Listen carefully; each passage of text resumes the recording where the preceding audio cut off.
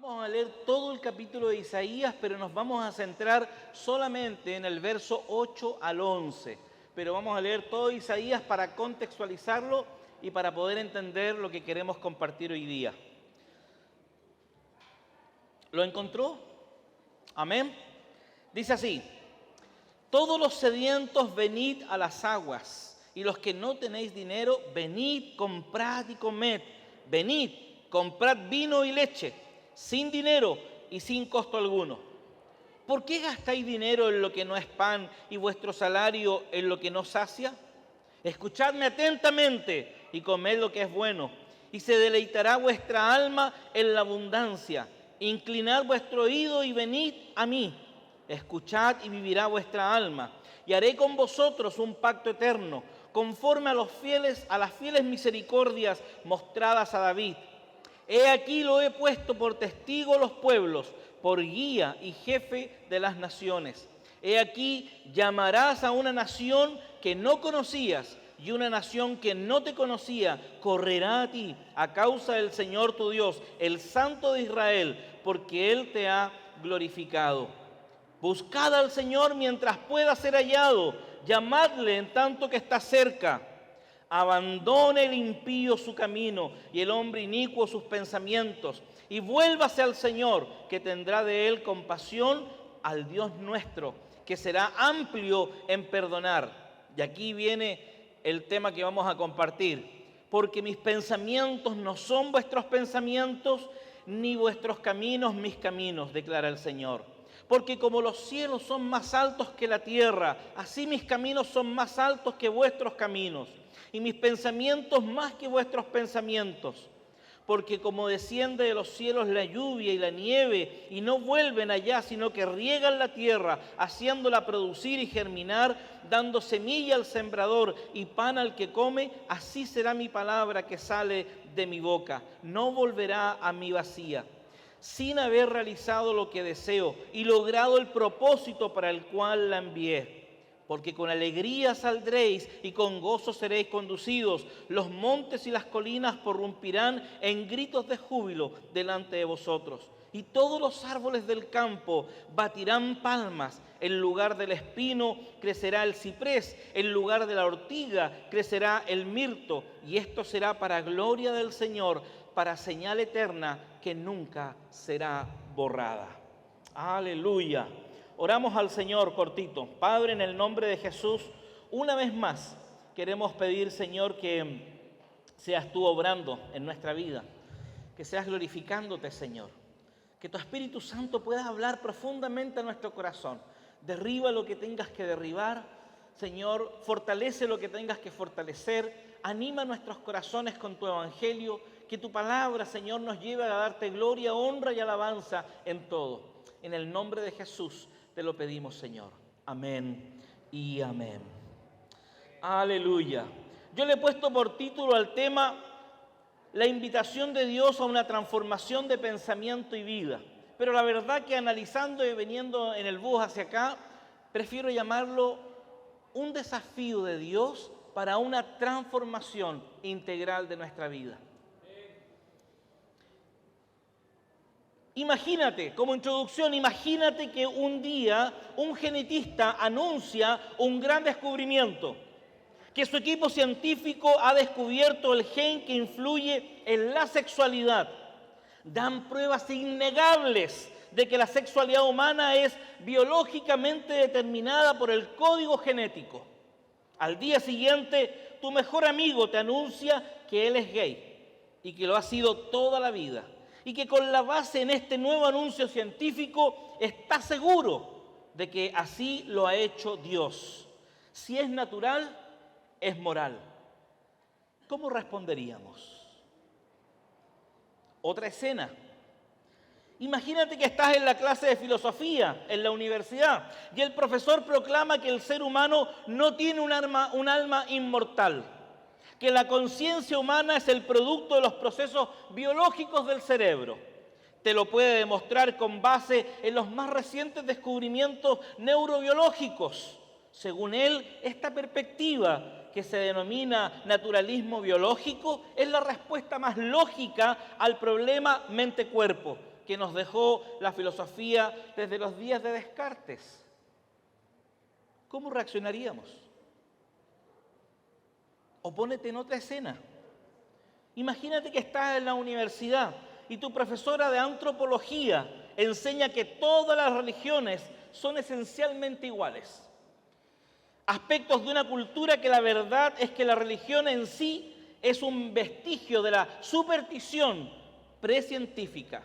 Y cuando tú sugieres que tal vez todos los seres humanos han tenido alguna religión porque así Dios ha hecho al hombre como un ser religioso, y entiéndase religión desde el concepto en latín religio, volver a unir, no religión en el concepto deformado en el tiempo que habla de una forma negativa. Aquí me refiero a religión en el religio, en el volver a unir con tu Creador, porque la palabra religión en sí no es mala. Nosotros la hemos distorsionado, pero en sí la palabra no es mala. Significa volver a unir. Como un ser religioso, ella se ríe y con mucha condescendencia, apeándose de ti, te recuerda.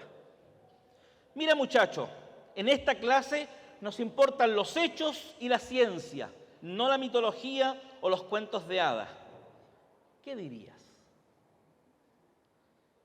Esto es solo una muestra de los muchos argumentos modernos que han sido planteados en contra de la fe cristiana. Estos aspectos más bien pareciera que no se relacionan con todos nosotros. La mayoría de ustedes quizás no está estudiando antropología, la mayoría de ustedes quizás no está estudiando filosofía, la mayoría de ustedes quizás no tiene idea de ciencia genética, como yo. Pero lo que quiero decir con estos ejemplos es que todas las reacciones y toda la forma de vida que nosotros manifestamos es producto de una cosmovisión que tenemos, la conozcamos o no la conozcamos. Tú no eres neutro en tu vida. Tú no reaccionas como reaccionas porque se te ocurrió. Hay una cosmovisión en tu interior que está manifestando una forma de vida en la práctica. Y aunque hay muchos cristianos que quisieran ignorar o descartar a la ligera estos argumentos y cualquier otra cosa que no concuerda con su fe ciega, porque algunos todavía creen que la fe es ciega, cuando Hebreos 11.1 dice que la fe es la certeza y la convicción. La palabra convicción etimológicamente hablando es preso, arraigado fuertemente a una idea, y la única forma que existe para estar arraigado a una idea es teniendo un estudio profundo de esa idea. No es ciega. Tú no tienes fe ciega. Si yo vengo y les digo, tengo tanta fe y me voy a tirar aquí un piquero, lo más probable es que el charco de sangre que va a quedar allá, aparte de salir 3 metros más allá por el rebote, obviamente, ¿me entiende o no? Yo no puedo lanzarme a la piscina si no hay agua, porque me voy a matar si me lanzo a la piscina. La fe es convicción. La fe es un profundo estudio de la palabra del Señor. La fe no te viene por casualidad, no te viene porque te levantaste un día y dijiste, tengo fe. No, la fe viene por un estudio profundo en la palabra del Señor. Este problema que hemos identificado fue enunciado hace ya mucho tiempo por Harry Blamires en su libro clásico, La mente cristiana, de por ahí por los años 60. Él dijo esto en su libro: ya no hay mentalidad cristiana. La pregunta es, ¿qué quiso decir Blamires con ya no hay una mentalidad cristiana?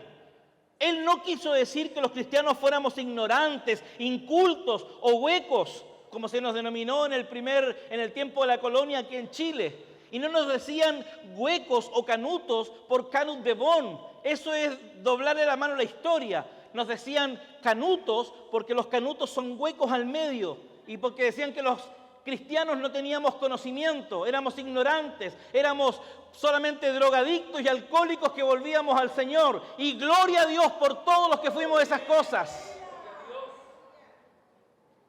Y aunque debemos reconocer que por mucho tiempo ese es el estereotipo que se tiene hacia la iglesia y hacia los creyentes, hace algunos años el Washington Post publicó en su diario un asunto, dijo que todos los cristianos conservadores eran pobres, ignorantes y fácilmente manipulables. En ese mismo instante que se publica ese documento, se llenó su correo electrónico, su fax, sus teléfonos sonaron, se volvieron locos para todos los creyentes de Estados Unidos mostrar sus títulos profesionales, sus cuentas corrientes y cuánto era lo que tenían en sus bancos. No alcanzó a durar ni 10 minutos, el artículo tuvieron que bajar. Aleluya. ¿Qué quiso entonces decir Blamires cuando dice que no hay una mentalidad cristiana? Que no hay una mentalidad cristiana significa que los creyentes pueden estar muy preparados en términos de sus carreras profesionales y sin embargo carecer de una cosmovisión bíblica para interpretar el material objetivo de su campo. El que tú seas un profesional en alguna área de la vida no significa que tú tengas una cosmovisión bíblica o que seas mejor que otro. Porque si a tu carrera no sabes incorporar la cosmovisión bíblica, entonces tu carrera te ha dominado, tu carrera te controla. Los pensamientos humanistas secularistas están sobre ti y no la Biblia. Blamires explica que no hay mentalidad cristiana, o sea, ningún conjunto, escuche bien esto, no hay ningún conjunto de fundamento con base bíblica sobre temas como el derecho, la educación, la economía, la política, la ciencia, el arte, etc.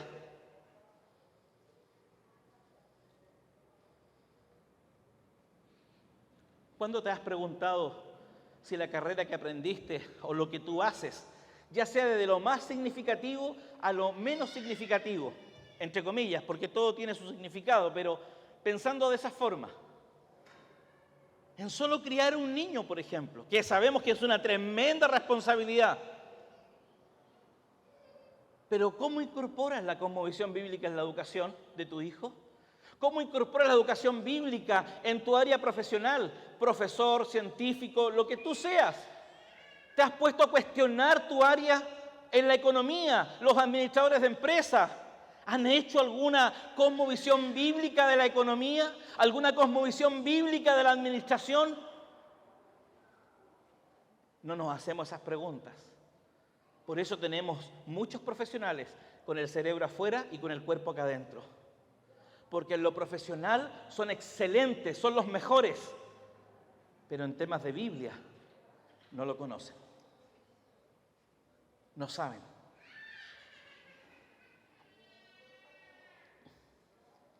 Teniendo esto en mente, Isaías nos guiará a tener una transformación profunda en nuestra cosmovisión.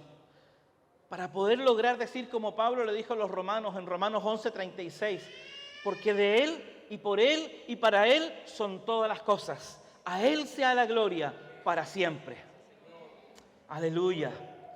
El primer punto que quiero compartir entonces, queridos hermanos, es el desafío de Dios para nuestra transformación en el pensar, en la forma en cómo pensamos. Antes de profundizar, quiero mostrar nuestra avería en forma de lo que pensamos. Déjeme colocar en contexto el pasaje de Isaías 55.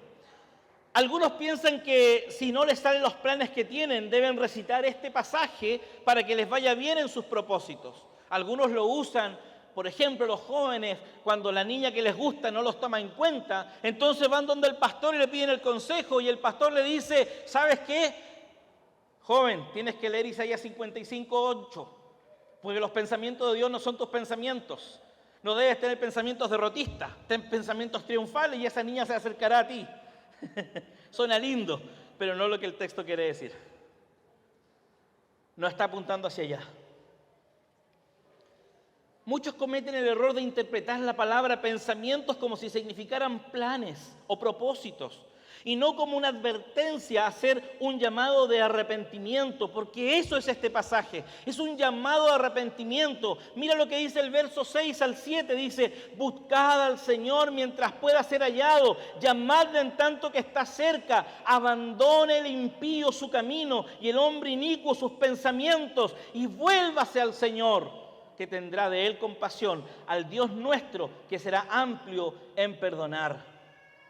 Isaías habla desde Babilonia y le está pidiendo a los israelitas que vuelvan a Jerusalén, pero no solamente tenemos que verlo como el Jerusalén nacional, la ciudad de Jerusalén. Él está haciendo un llamado al pueblo de Israel a volverse al Dios verdadero, que se arrepientan de su mal camino, que abandonen el pensamiento babilónico y que adopten realmente lo que las Escrituras enseñaban en sus corazones. Ese es el texto y ese es el contexto del pasaje de Isaías. Así que teniendo esto en mente, entonces nosotros podemos avanzar. Y ahí podemos leer lo que nos leía nuestra hermana ahí en 2 Corintios 10, capítulo 3, verso 6. Dice, pues aunque andamos en la carne, no luchamos según la carne, porque las armas de nuestra contienda no son carnales, sino poderosas en Dios para la destrucción de fortalezas, destruyendo especulaciones. ¿Dónde se levantan las especulaciones? Y todo ¿qué? Razonamiento altivo que se levanta contra el ¿qué? Conocimiento de Dios. Y aquí viene lo interesante. Y poniendo todo pensamiento en cautiverio a la obediencia de Cristo. ¿Qué significa poniendo todo pensamiento en cautiverio a la obediencia de Cristo? ¿Significa que tengo que anotar mis malos pensamientos y ponerlos en la cruz? ¿Y que ahí se va a resolver el tema? No. Lo que está haciendo Pablo es una comparación en la cosmovisión de los corintios con el Evangelio. La única forma de darnos cuenta de nuestra mala cosmovisión es comparándola con las Escrituras. Y estando preparados para castigar toda desobediencia cuando vuestra obediencia sea completa. Hay una historia que les quiero contar. Un escritor que a mí me gusta mucho, que se llama Vishal Malwadi, que ha escrito varios libros, pero él cuenta una historia que un día lo invitan a predicar a Holanda. Y llega a Holanda, y él siendo también campesino, viendo el tema de las vaquitas, de leche y todo lo demás, dice que la persona que lo invita a Holanda a compartir, dice que le dice, vamos a comprar leche. Y caminan un par de kilómetros, y él dice que iba viendo todo lo lindo de los bosques holandeses, ¿cómo se llama? Las parcelas y todo lo que tenían ahí en Holanda, y cuando llega a la lechería dice que no había vendedor, no había nadie. Había una máquina que ponías el bidón y estaba en un cuadrado una caja que decía ahí había que pagar y había que sacar el vuelto si tenías necesidad y había monedas ahí. Y él queda mirando y dice, ¿y dónde está la vendedora? No, dice, aquí no hay. Aquí tú sacas, compras, pagas y te llevas el vuelto y listo. Yo cuando pensé en eso, cuando vi esa escena, yo dije, aquí en Chile, te digo, quebraría el tiro. Te digo, quebraría el tiro. Por una sola razón, nos llevamos la máquina, las monedas, el pago, todo. Dejamos en seco ese asunto. Pero pensemos en esa historia y juguemos con la imaginación. Y si yo me largo con el dinero y la leche, el dueño de la lechería debe ir a contratar una vendedora, porque tendría que tener a alguien que le supervisara quién va a comprar. La pregunta es, ¿quién pagaría eso? Yo, el consumidor. Vamos un poco más allá. Además, si los consumidores son deshonestos, ¿por qué iba a ser honesto el proveedor, cierto? Añadiría agua a la leche para aumentar el volumen y así mantener los costos de utilidad porque tuvo que contratar una vendedora. La pregunta es, ¿quién pagaría eso? Yo, el consumidor. Y vamos un poco más allá. Y si los consumidores y el proveedor son deshonestos, ¿por qué iba a ser honesto los inspectores que va a poner el gobierno para que no adulteren la leche? Se dejarían sobornar por los proveedores y si no logran obtener cohecho recurrirán a una u otra ley para cerciorarse que la venta se retrase lo suficiente como para que la leche no refrigerada se corte. ¿Quién pagaría los sobornos? En principio el proveedor, pero en última instancia el consumidor. Para cuando hayamos pagado ya la leche bajo todo ese panorama de la vendedora, el agua, el inspector, el soborno y todo lo demás, no nos quedaría dinero para comprar el chocolate y darle leche chocolatada a nuestros hijos. Resumen de la historia, así a simple rasgos, nuestros hijos crecerían desnutridos porque no tendrían leche en el tiempo que necesitarían leche. ¿Qué quiero decir con esto? Que la inmoralidad nos lleva a crisis económicas. La forma de pensar. Aquí en Chile haríamos exactamente lo mismo y hemos hecho exactamente lo mismo. Tenemos los inspectores en los paraderos de micro en Santiago. ¿Y quién paga? Nadie paga. Pero ¿cuánto subvenciona el Estado a la locomoción colectiva estatal? No me recuerdo cuántos miles de millones son, pero creo que es una enormidad tremenda. ¿Te das cuenta por qué? Porque hay gente inmoral. Es más, ¿cuántos creyentes aplican el mismo criterio en su vida?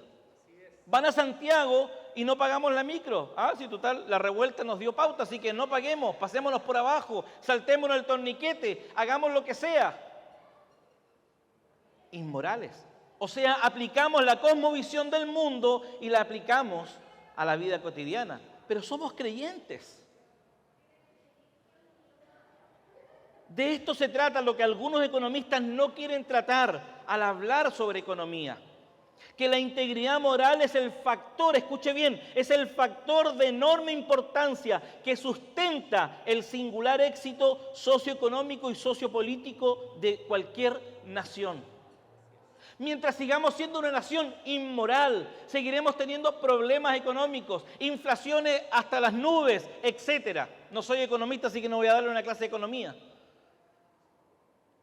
Romanos 12:2 entonces nos desafía y nos dice: no os adaptéis a este mundo, sino transformaos mediante la renovación de vuestra mente, para que verifiquéis cuál es la voluntad de Dios, lo que es bueno, aceptable, agradable y perfecto.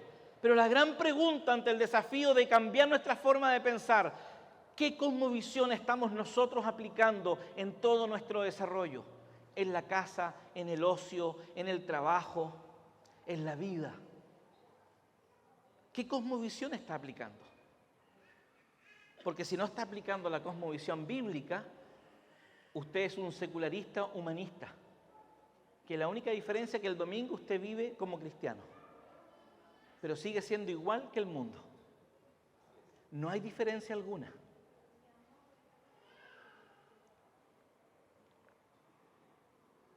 Segundo punto, Dios nos desafía a cambiar nuestra forma de vivir. Cuando Él habla de los caminos, está hablando de una forma de vida. En el último tiempo, los cristianos hemos desarrollado una forma de vida que no es la que Cristo desea que tengamos. Y aunque se ha desarrollado en diferentes épocas y en diferentes denominaciones, pero en general podemos observar que la forma de vida dualista está presente en la cristiandad hace ya mucho tiempo. Una forma dualista de vida es que de lunes a sábado te comportes como un pagano y solo el domingo te pongas el traje de cristiano y vengas a adorar al Señor. Y de lunes a sábado se te olvida que eres cristiano. O eres de aquellos que tienen este pensamiento.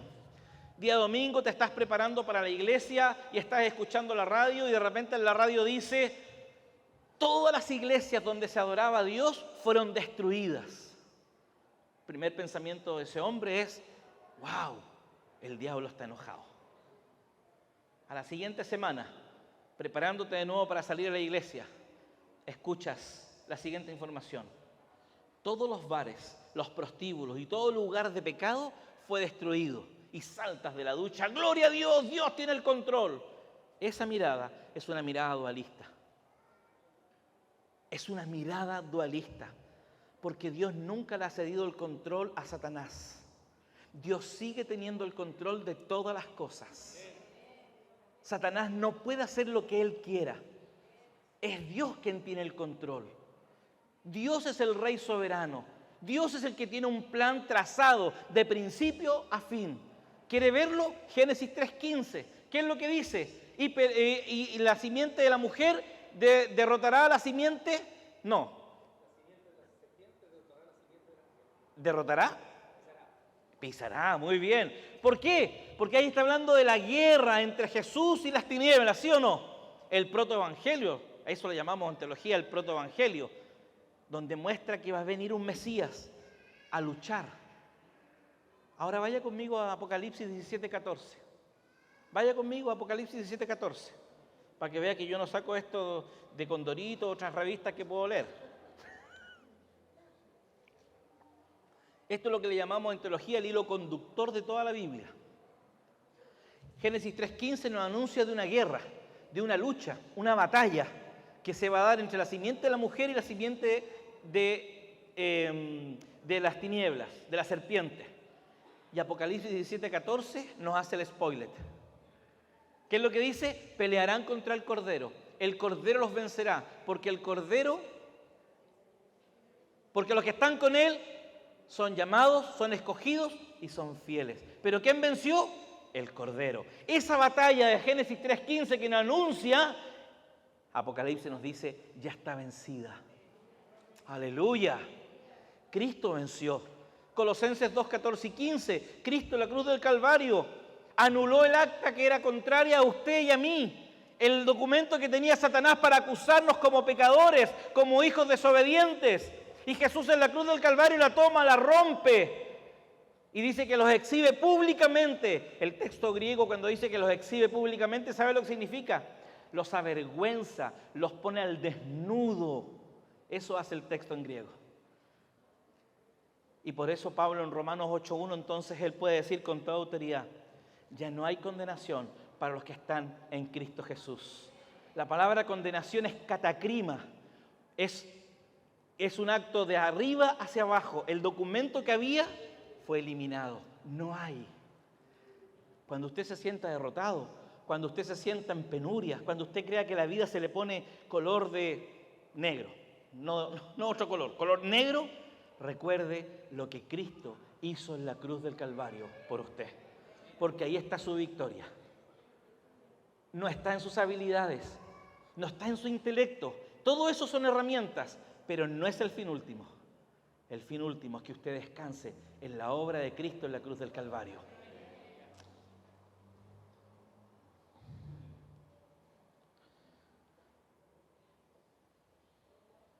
La forma dualista de vivir se desarrolla de la siguiente manera. Una parte de la iglesia adoptó la postura de que Dios cuida la salvación y por lo tanto corresponde a la iglesia atender a las necesidades más básicas del hombre, como el alimento, el vestido, la salud y quizás la educación. Como reacción, otra parte de la iglesia respondió a un resonante no. Su punto de vista es que solo el alma del hombre y su condición eterna tiene valor, por lo que es preciso hacer hincapié en su salvación. Los últimos pensaban que ellos se preocupaban de los asuntos espirituales, mientras que los primeros consideraban que ellos lo hacían de lo material. A los que creían que debían perseguir la salvación se les llamó evangélicos, y a estos llamaron a los otros liberales. Los evangélicos se preocupaban de las cuestiones eternas, celestiales. Los liberales se preocupaban más de la cuestión temporal, terrenal. Los evangélicos predican el evangelio espiritual de salvación y se centraban en los aspectos sagrados de la vida. Los liberales pensaban, los evangélicos predicaban el evangelio social y se preocupaban más de los asuntos seculares de la vida. Esta concepción dualista de vida fue exagerada por un creciente énfasis en el retorno inminente de Cristo y la idea de que lo secular está destinado al infierno. Nos atrevemos a asegurar que los aspectos sociales, económicos y judiciales de nuestra comunidad no nos preocupan porque tenemos una concepción dualista de la vida. Somos líderes espirituales y no tenemos por qué preocuparnos de asuntos seculares. ¿Se acuerdan cuando ustedes hicieron el conversatorio antes de las elecciones el 3 de septiembre? Yo di un ejemplo en ese conversatorio donde contaba la historia de este periodista inglés que salía a relucir una frase que se usa mucho, que se acuña, es que donde hay más creyentes, esa ciudad, ese pueblo, esa nación es bendecida. Este hombre quiso hacer el experimento de ver en la práctica donde había más creyentes. Él se fue a Dallas, donde manifestó en Estados Unidos que había más creyentes. Pero era la ciudad también que tenía mayor delincuencia, tenía mayor pobreza y habían otras catástrofes más. ¡Qué tremendo! ¡Qué tremendo! Entonces la frase de que donde hay más creyentes hay más bendición no necesariamente es una realidad. Nos atrevemos a asegurar que los aspectos sociales, económicos y judiciales de nuestra comunidad no nos preocupan porque tenemos una concepción dualista de la vida. Somos líderes espirituales y no tenemos por qué preocuparnos de los asuntos seculares. Pero mira lo que responde Mateo en Mateo 5, verso 14 al 16, y nos dice: ustedes son la luz del mundo. Una ciudad situada sobre un monte no se puede ocultar. ¿Cuánto llevas ocultándote en tu trabajo, en tu vida cotidiana, en tus quehaceres diarios? ¿Hace cuánto tienes escondida tu cosmovisión bíblica? Y por no querer tener pérdida de amistades, de familia, de trabajo, no quieres dar a conocer tu cosmovisión. Déjame decirte solo una cosa entre paréntesis. Si fuiste llamado por Cristo, fuiste también llamado a que vas a tener que padecer por el Evangelio. La gran respuesta que tienes que dar tú es que si estás dispuesto a sufrir por causa del Evangelio. Porque Jesús sigue diciendo: el que me quiera ser mi discípulo, tome su cruz. ¿Y qué más dice? Y sígame. Pero dice primero: tome su cruz. Cierro el paréntesis. Ni se enciende una lámpara y se pone debajo de una vasija, sino sobre el candelero, y alumbra a todos los que están en la casa. Así brille la luz de ustedes delante de los hombres, para que vean sus buenas acciones y glorifiquen a su Padre que está en los cielos. Tenemos que renovar nuestra forma de vida y experimentar una transformación de vida conformado a cada aspecto, a ser el reflejo de la vida de Cristo. Entonces la iglesia del siglo XXI trastornará el mundo y el cuerpo de Cristo, además de ser grande y diverso, recuperará la capacidad de influencia. Las preguntas que debemos responder hoy día en esta mañana, antes de irnos a nuestra casa, es: ¿estoy viviendo como Cristo quiere que viva? ¿Está la iglesia reflejando esa vida en un mundo caído? ¿Cómo confronto mi forma de vida a la luz del Evangelio? Esto nos lleva a nuestro tercer y último punto. La base de la transformación de nuestra vida está en los versos 10 al 11, donde dice: porque como desciende de los cielos la lluvia y la nieve y no vuelven allá, sino que riegan la tierra, haciéndola producir y germinar, dando semilla al sembrador y pan al que come, así será mi palabra que sale de mi boca. No volverá a mí vacía, sin haber realizado lo que deseo y logrado el propósito para el cual la envié. Escuche lo que dice G. Berkouwer en su libro Incertidumbre moderna y fe cristiana. Él dice así: todos sabemos que el mundo moderno ha lanzado un desafío a la fe cristiana. Hoy día podríamos cambiarle eso y decir: sabemos que el progresismo ha lanzado un desafío a la fe cristiana. Si recogemos el guante, una de las primeras tareas consistirá en definir nuestra actitud con respecto a la Biblia. ¿Qué es la Biblia para ti? ¿Qué es las Escrituras para ti? ¿Es un libro lindo, bonito? ¿Es un libro de historias medias raras, medias complejas? Déjame decirte que la Biblia es Dios hablando. Y que no te dan el gusto a ti. No está pensando en si a ti te gusta o no te gusta. Él está hablando. Y cuando Él habla, el pueblo calla. Y obedecemos. En la medida que seamos capaces de entender la importancia de profundizar las Escrituras, que seremos capaces de involucrarnos en el estudio de forma diligente. ¿A cuánto no les ha pasado? No, hoy día lunes sí parto el devocional todos los días, Señor. Hoy día sí parto. Estamos como las dietas. Yo las parto el lunes y las termino el martes. Que en mucho rato no puedo estar, ¿cierto? Pero así estamos. Como creyentes estamos en esa dinámica. ¿Dónde vienen menos personas cuando ustedes citan? Y creo que le voy a achuntar, porque es la realidad de las iglesias, a los discipulados. Ahora quizás a ustedes no les pasa, porque ustedes son una iglesia que está en un nivel más alto que las otras iglesias. Eso es verdad, ¿cierto? Sí, hay que decirlo. Hermano, pero la estadística dice que el 20% de las personas que se congregan en un lugar se comprometen en la manutención integral de la iglesia, servicio, dinero, etc. Solo el 20%. Yo no sé cuántos son los que sirven acá, me imagino que debe ser un número alto. Pero imagínate que esa estadística es más transversal hacia todas las iglesias, el 20%. O sea, de 100 personas, solo 20 sostienen toda la iglesia de forma integral. Porque no estoy hablando solamente de sostener económicamente, estoy hablando de forma integral. El servicio, las acciones, etc. El estar parado en la puerta, recibir a los hermanos, preocuparte de los hermanos, llamarlos en la semana, etc. Todo el servicio, el 20%. El 20%, hermanos.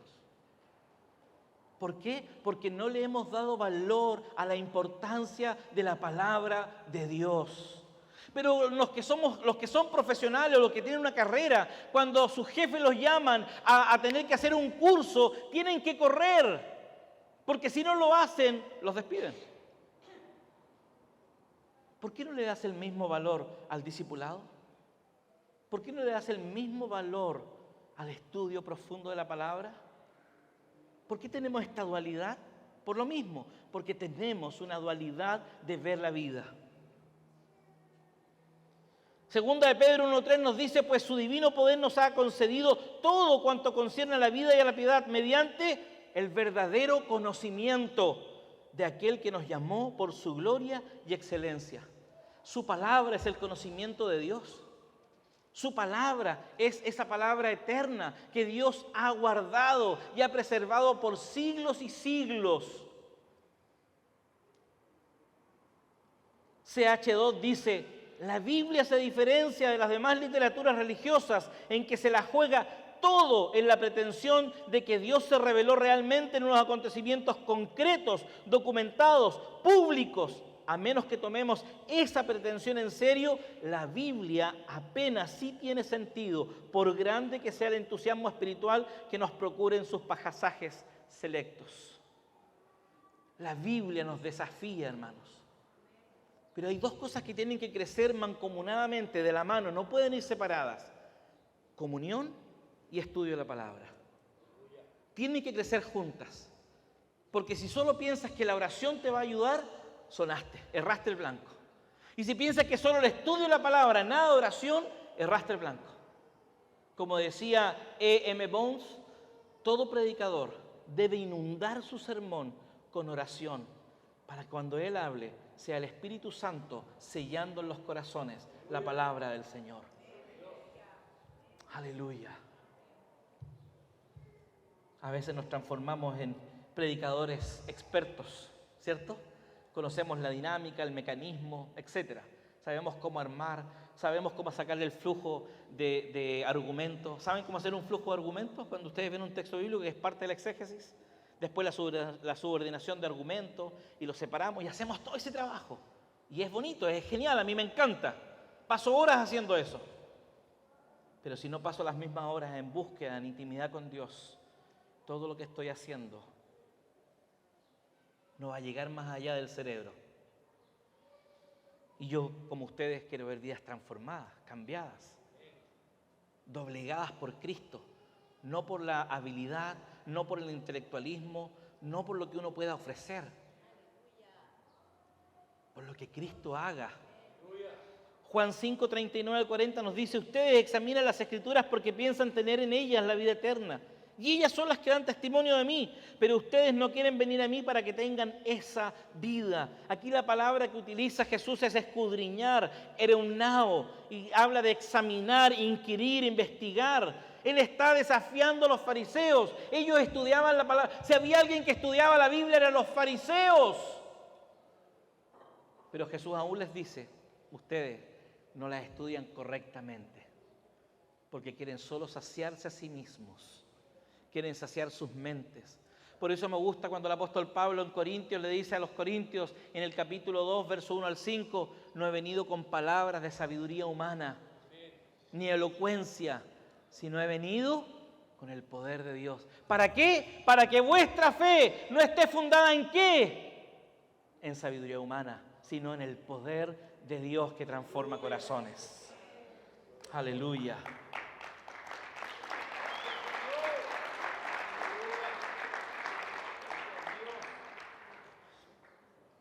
Jesús le da un valor a las Escrituras que nosotros como sus seguidores no alcanzamos a medir. En Juan 24:44 Él dice, después Jesús les dijo, esto es lo que yo les decía cuando todavía estaba con ustedes, que era necesario que se cumpliera todo lo que sobre mí está escrito en la ley de Moisés, en los profetas y en los salmos. Esa división es la división natural del Antiguo Testamento. Jesús está dándole un valor intrínseco al Antiguo Testamento. Está diciendo, esa es la palabra del Señor, porque en ese momento era lo que estaba escrito. Todavía no se terminaba el Nuevo. ¿Qué podemos decir de Josías cuando se encontró con la palabra a los 16 años, y transformó Israel, derribó los ídolos? ¿Pero por qué? Porque se encontró con las Escrituras, no se encontró con nada de otro mundo, se encontró con las Escrituras, con el texto de Deuteronomio 29, del 28 al 30. Y lo que le quedó grabado en su corazón fue, las cosas reveladas le pertenecen a Dios, más las reveladas le pertenecen a los hombres y las ocultas le pertenecen a Dios. Eso lo llevó a un cambio radical. ¿Qué podemos decir de Nehemías con Esdras cuando ahí en Nehemías 8, del 1 al 10, leen las Escrituras a viva voz? Todo el día dice, aún los que mamaban estaban ahí con las familias escuchando. Y los otros fariseos y los otros escribas, ¿qué es lo que hacían? Le ponían sentido a las Escrituras para que el pueblo entendiese. Estuvieron todo el día a la luz del sol escuchando la palabra. Pero hoy día en nuestras iglesias del siglo XXI, si predicáis ya 45, 50 minutos, empezamos a movernos, a pararnos al baño. Si alguien se para, no lo estoy juzgando por si acaso, pero a pararnos, a irnos al baño, nos ponemos incómodos, etc. ¿Por qué? No, predicó mucho rato, es mal predicador, no sabe organizar su sermón. Spurgeon, el príncipe de los predicadores, predicaba 2 horas y más de 2.000 personas no se paraban, ni siquiera para ir al baño. 2 horas predicando Spurgeon. Sus sermones eran de 15, 16 hojas.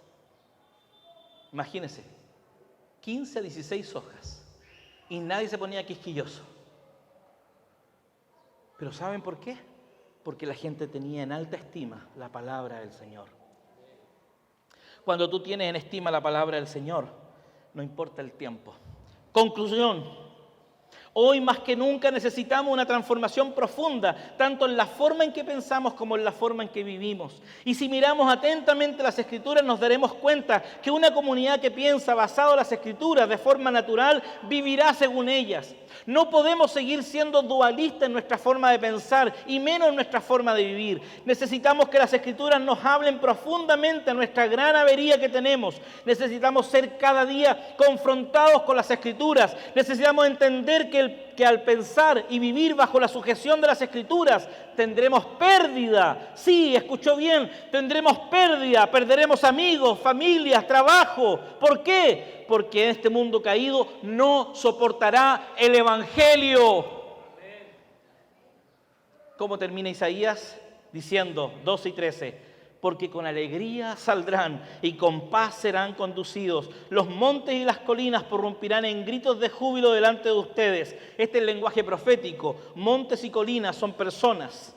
Y todos los árboles, que también son personas en el ámbito profético, del campo aplaudirán, porque los árboles no aplauden, por si acaso.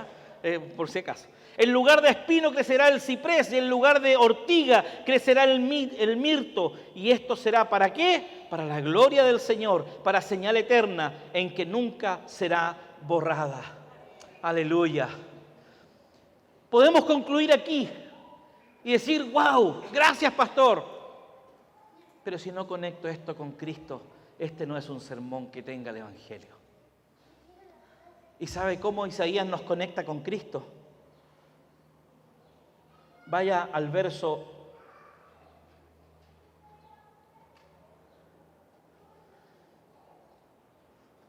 3. Inclinad vuestro oído y venid a mí, escuchad y vivirá vuestra alma, y haré con vosotros un pacto eterno. Jeremías 31, del 31 al 33. Vaya conmigo a Jeremías 31. Jeremías 31.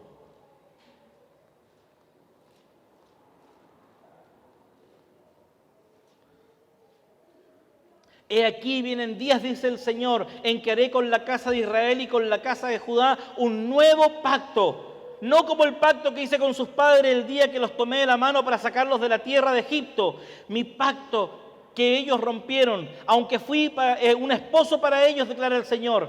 Mire lo que dice ahora. Porque este es el pacto que haré con la casa de Israel después de aquellos días, declara el Señor. Mire lo que dice. Pondré mi ley dentro de ellos y sobre sus corazones la escribiré, y yo seré su Dios y ellos serán mi pueblo. Y no tendrán que enseñar más cada uno a su prójimo y cada cual a su hermano diciendo, conoce al Señor, porque todos me conocerán, desde el más pequeño de ellos hasta el más grande, declara el Señor, pues perdonaré su maldad y no recordaré más su pecado. Él escribirá su ley en tu corazón y la pondrás por obra, porque Él es el Dios de tu pacto, porque Él es el Dios del pacto, el que prometió ser tu Dios, caminar contigo, andar contigo y no abandonarte nunca en la vida. ¡Aleluya! Solo a través de Cristo podemos transformar nuestra forma de pensar y nuestra forma de vivir. Solo a través de Él. Por eso Jesús, cuando está en la cena, esta es la sangre y el cuerpo del nuevo pacto que haré por vosotros. Aleluya. Solo en Cristo tenemos esa garantía de que Él caminará con nosotros, nos moldeará. La profecía de Ezequiel es aún más profunda en relación al mismo nuevo pacto, porque Él dice que va a cambiar el corazón de piedra y pondrá un corazón de carne. Pero Él lo hará en la medida que entendamos que necesitamos el Evangelio. Amén. Póngase en pie, hermano.